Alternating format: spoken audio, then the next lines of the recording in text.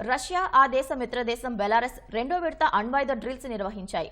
ఉక్రెయిన్తో యుద్ధం కొనసాగుతున్న వేళ పశ్చిమ దేశాలు జెలెన్స్కీ సైన్యానికి సాయం చేయకుండా హెచ్చరించేందుకు ఈ విన్యాసాలు చేస్తున్నట్లు రష్యా తెలిపింది. అణ్వాయుధ విన్యాసాలకు సంబంధించిన దృశ్యాలను విడుదల చేసింది. రష్యా తన మిత్రదేశం బెలారస్ మరోసారి సంయుక్తంగా టాక్టికల్ అణ్వాయుధాలతో విన్యాసాలు నిర్వహించాయి. రెండు దేశాలకు సంబంధించిన నావికాదళ సిబ్బంది అణు వార్హెడ్లను మోసుకెళ్లే యుద్ధ నౌకలతో డ్రిల్స్ చేశారు. ఇందుకు సంబంధించిన దృశ్యాలను రష్యా రక్షణ మంత్రిత్వ శాఖ విడుదల చేసింది.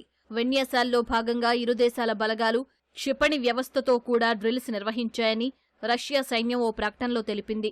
రష్యా ఫెడరేషన్పై కొన్ని పశ్చిమ దేశాల నేతలు రెచ్చగొట్టే ప్రకటనలు, బెదిరింపులు చేయడంతో వాటికి ప్రతిస్పందనగా విన్యాసాలు నిర్వహించినట్లు పేర్కొంది.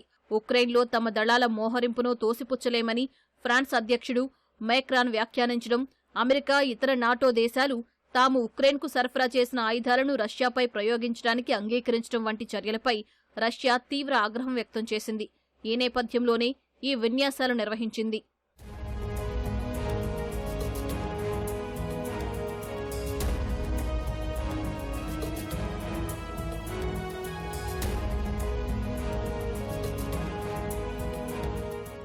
గత ఏడాదే కొన్ని వ్యూహాత్మక అణ్వాయుధాలను మిత్రదేశం బెలారస్కు రష్యా తరలించింది. ఉక్రెయిన్ సహా నాటో దేశాలతో బెలారస్ సరిహద్దు కలిగి ఉంది. సాధారణంగా టాక్టికల్ అణ్వాయుధాలలో స్వల్ప శ్రేణి క్షిపణుల కోసం ఎయిర్ బాంబులు, వార్ హెడ్స్ ఉంటాయి. యుద్ధ క్షేత్రంలో వినియోగించేందుకు ఫిరంగి ఆయుధాలు ఉంటాయి. సాధారణంగా అవి వ్యూహాత్మక ఆయుధాల కంటే తక్కువ శక్తివంతమైనవి. ఖండాంతర బాలిస్టిక్ క్షిపణులు మోసుకెళ్లే భారీ వాటర్ హెడ్లు నగరాలను పూర్తిగా ధ్వంసం చేసేందుకు వినియోగిస్తారు.